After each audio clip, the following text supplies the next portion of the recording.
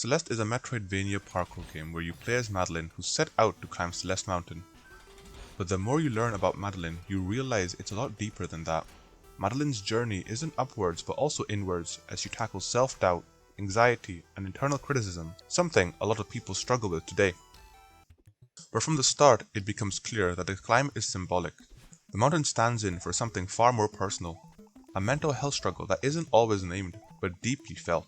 Whether it's anxiety, depression, perfectionism, or something unspoken, the game creates space for players to project their own experiences onto Madeline's journey. Forsaken City is where the climb begins.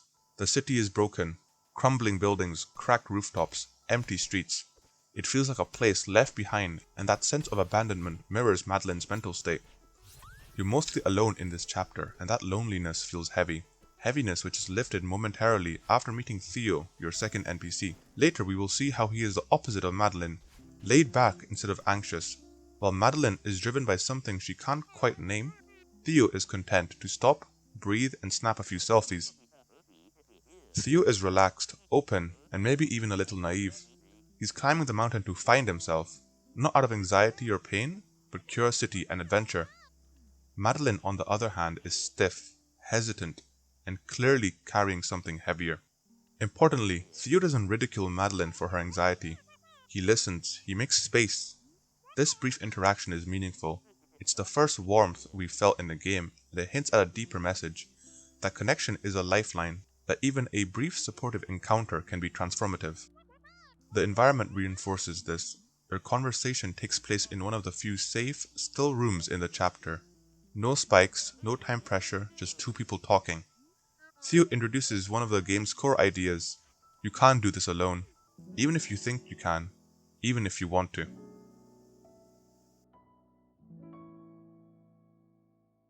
Old Sight is the second chapter, and it feels like a dream, and that's no accident. The transition from chapter 1 is jarring. Madeline lights a campfire, falls asleep, and wakes up in a surreal landscape that seems to echo her subconscious. The world becomes stranger. Here we meet Madeline, a shadow version of Madeline who steps out of the mirror. But this isn't just a gimmick. Madeline represents Madeline's inner critic, the voice that tells her she has no idea what she's getting herself into. She can't handle this, and to be reasonable. When Madeline questions if she's the weak part of her, Madeline replies saying she's the pragmatic part.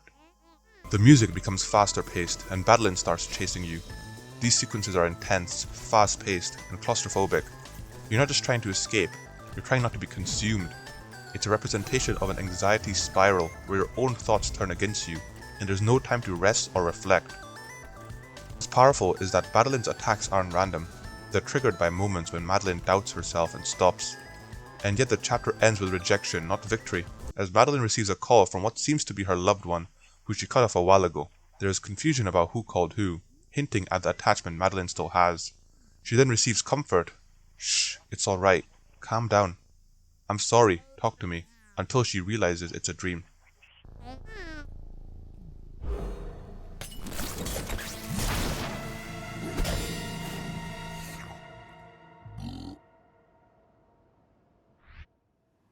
In chapter 3, Madeline arrives at the Celestial Resort, a towering structure overtaken by dust, decay, and neglect. The moment you step inside, something feels off. It's eerie, abandoned, and suffocating. And then you meet Mr. Oshiro, the resort's spectral manager. Oshiro is a tragic figure, a ghost. He insists that the hotel is pristine and it's ready for guests. This isn't just denial, it's emotional dysfunction made physical. Oshiro is deeply anxious, insecure, and desperate for approval. He's clearly been alone for a long time, and Madeline becomes a lifeline for his self-worth. He clings to her politeness. He misreads her simple kindness as an invitation to spiral further into obsession. His need to please is rooted in fear of being abandoned, unseen, or rejected. Later in this chapter, Madeline agrees to help him clean the hotel. This is similar to emotional caretaking. You as the player spend a large part of this chapter tidying up someone else's mess, navigating cluttered spaces, fixing what Oshiro won't confront, all while he hovers anxiously. He doesn't help, he just talks, nervously, endlessly. It's deeply uncomfortable, because Madeline didn't ask for this. She's here for her own reasons, her own healing, and now she's been roped into someone else's spiral. This is emotional labor, when you take on the burden of someone else's feelings, often at your own cost. And Celeste makes you feel it. The weight of cleaning, the exhaustion of helping someone who refuses to do the hard work themselves, the rising tension between helping out and being pulled under. Oshiro is a mirror of Madeline's inner state. He represents what Madeline could become if she never addresses her issues. A version of herself that refuses help, hides behind politeness, and avoids confronting fear. He isolates himself under the illusion of control. He masks decay with delusion. Sound familiar? Madeline is Madeline's self-loathing side, yeah.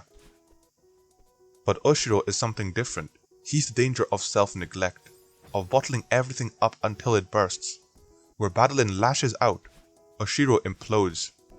He's a warning sign, and Madeline sees it, even if she doesn't fully understand it yet. Eventually, after you've done all the cleaning, Madeline tries to leave. She doesn't yell, doesn't insult him, she just says kindly but firmly that she needs to move on. And Oshiro can't take it. This is where Madeline reappears, this time mimicking Oshiro's negative thoughts, calling him a loser and his resort a dump, doubling down with no one would ever want to stay in this dump. Now Oshiro is spiraling. He tells Madeline to leave and makes excuses to be alone before reapproaching her. Why would you be so nice to me only to run away? What did I do wrong? To which Madeline replies with, she never cared about you. She was feeding her own ego. His gratitude flips into rage. His anxiety erupts into hostility and transforms himself into a furious, erratic pursuer. This is what happens when repressed emotions explode, when help is mistaken for obligation, and politeness masks resentment.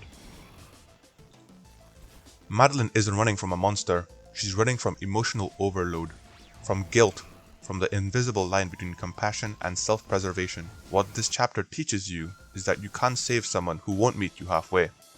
Oshiro needs help, yes, but he refuses to accept it honestly. He projects, he clings, he makes others responsible for his state of mind. Madeline, to her credit, doesn't explode back.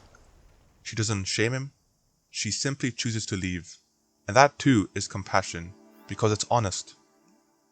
Sometimes the kindest thing you can say is, this isn't mine to fix.